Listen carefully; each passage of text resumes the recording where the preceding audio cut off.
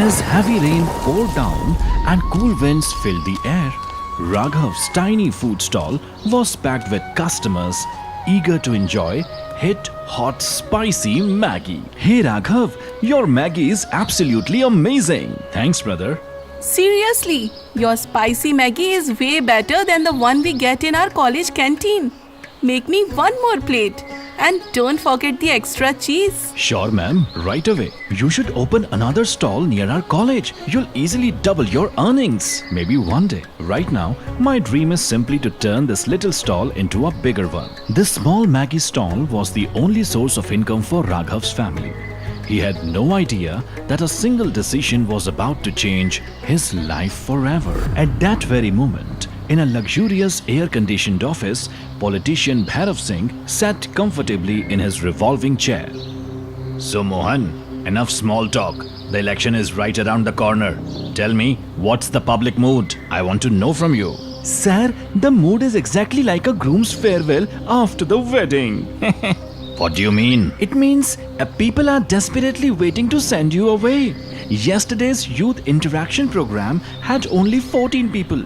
8 of them were your own security guards, and the other 6 were simply standing under the tent to escape the heat. People are not excited for you.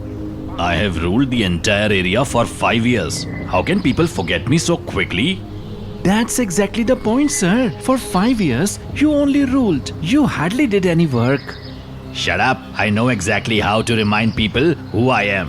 We'll do something so big that everyone will be talking about it overnight. Then why don't you make one of those trending social issues reels with a popular song? Stop giving me your useless ideas. I have found the perfect plan. Just before the election, we'll widen the road through the main market. People will think I am the hardest working leader they have ever seen. But sir, there are shops and houses on both sides of that road. Some of them have been there for generations. Mohan, when you want to harvest a big crop, a little grass has to be crushed along the way. Early the next morning, before the sun had fully risen, the peaceful marketplace was filled with fear as bulldozers rolled in. Please stop, sir. Have mercy. My family has owned this shop for 3 generations. Don't destroy it. Government orders. The road is being widened. Whatever losses suffer, you'll receive compensation. Now move away. What government order? We never received any notice. Doesn't the law matter anymore? You can't do this. Stop arguing. If you keep talking, I'll teach you the law myself. Driver, why are you just standing there? Move the JCB forward. Come on.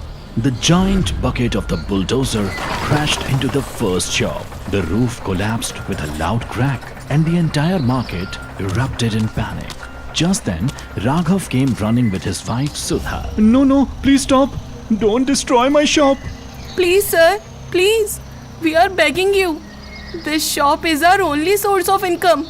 My father-in-law is seriously ill. If you destroy it, we will lose everything. Please be kind to us. Please, for God's sake. Move aside. Save your crying for someone else. If this shop is going to be destroyed, then that bulldozer will have to run over me first. Okay, driver, move forward. No, Raghav. Please move away. Please move away. No one is going to listen to us. Enough of this drama. It's government work. Once the road widened is complete, you can come to the office and claim your compensation. Now get away. Carrying the shattered pieces of their dreams, Raghav and Sudha returned home.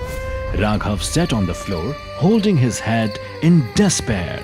It's all over. They reduced my shop to rubble in just a few minutes. How are we supposed to survive now? How will we feed our family? Son, don't lose hope. What's done is done. The government will surely give us compensation. Be patient. Once we receive the money, we'll build the shop again. Compensation? Father, what world are you living in? We are never going to see a single penny. Bhairav Singh is only fooling people to win the election. He has taken everything from us. Don't say that, son. God will make things right. Have faith. How can I not worry, Father? Today we don't even have enough money to get by. When you owned the ration shop, you trusted everyone and kept giving groceries on credit. And what happened? One man took goods worth thousands and disappeared to another city without paying. Somehow I managed to start this little shop and keep our family going. And now, that's gone too. Raghav, if someone took advantage of father's kindness, how is that his fault? During difficult times, families support each other. They don't blame the people they love. Sudha's words struck Raghav deeply. Realizing his mistake, he lowered his head in guilt. No matter how difficult life becomes, determination always finds a way forward. Using the little savings they had left, and after Sudha pawned her jewelry, the couple managed to set up a small roadside food cart. Here you go, Raghav. I just finished grinding our special homemade spice mix. Thank you, Sudha. If you hadn't stood by me, I don't think I could have found the strength to start again. Oh, come on. No need to thank me. Just get cooking. Look, customers are already coming. Smiling again, Raghav quickly began chopping vegetables. The irresistible aroma of spicy Maggi filled the air. Raghav brother, look, we finally found you. Where were you? Exactly. We searched the whole market, but now here Elle smelled this good. Make us the same 2 plates of extra cheesy Maggi. We always order. Just give me 2 minutes. Customers happily enjoyed Raghav's famous Maggi. Raghav and Sudha smiled with relief, grateful that their livelihood had finally begun again. But suddenly, the loud roar of a motorcycle echoed through the street. Well, Maggi seller. So you are settled down here now? We thought you would disappear for a while after losing your shop. Looks like business is doing pretty well, huh? Jagga brother, we have to earn a living somehow. We somehow managed to set up this small food cart. Doesn't matter whether it's small or big. The rule is simple. If you want to run a cart in this area, you'll have to pay weekly protection money. Brother, we have only just started today. We don't have any money yet. Haven't you people already made us suffer enough? Hey lady, the men are talking. Stay out of it. Raghav, hand over the money quietly. Or else... Or else what? The moment Arjun's firm voice echoed across the street, everyone turned around. Or else what exactly are you going to do?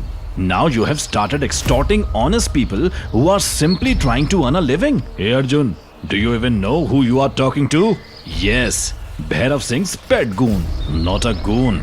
I am his right-hand man, and we are not extorting anyone. We are simply collecting the area's tax. Tax? This isn't tax. It's nothing but bullying. If I ever see you anywhere near the food cart again, not even Bhairav Singh will be able to save you from me. Now get lost. Jagga glared at Arjun, silently threatening him with his eyes. Then he started his motorcycle and rode away. Thank you so much, Arjun bhai. You saved us today. Otherwise, they would have destroyed this cart as well.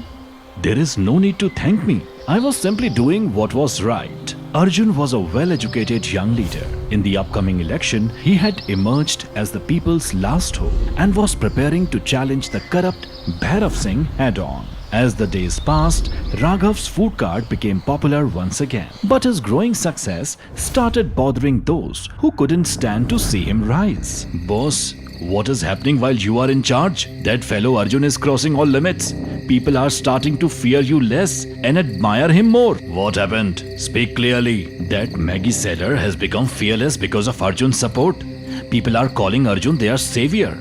They even say he'll defeat you in the upcoming election. I told you long ago, sir. You should have focused a little more on actually working for the people. Mohan, keep your advice to yourself. In politics, a few enemies are bound to appear. But I know exactly how to silence them. Just give the order, boss. Tomorrow morning I'll take my men, teach Arjun a lesson, and smash that Maggi seller's head too. No, Jagga, not in broad daylight. The election is too close. We need to do something that crushes Arjun's pride without bringing any suspicion on us. Then what, sir? Burn down his cart. Brilliant idea, sir. If you do that, the public will definitely garland you. Really? With shoes, sir. If someone sets fire to a poor man's livelihood, people won't vote for you. They'll protest against you. Let them shout. They'll make noise for a day or two.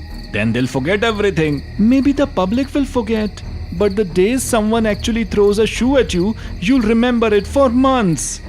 Pour petrol over the cart and burn it to ashes.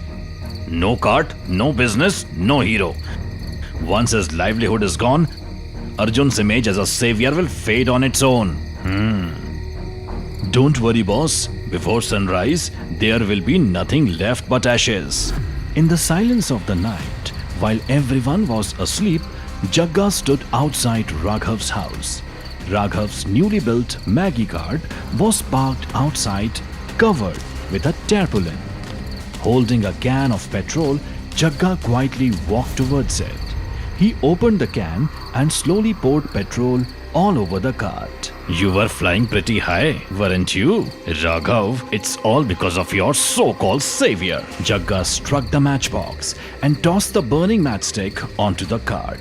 Within seconds, the entire cart was engulfed in massive flames. Fire! Fire! Raghav's food cart is on fire! Somebody help!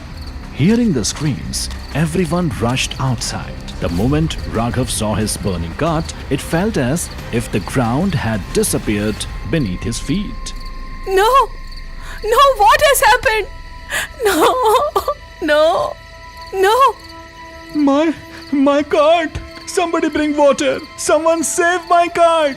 Amid the chaos, neighbors formed a line and began throwing bucket after bucket of water onto the flames. Hurry, pass the buckets! This little water won't be enough! Raghav, don't go near it. You will get burned. Let me go, Sudha.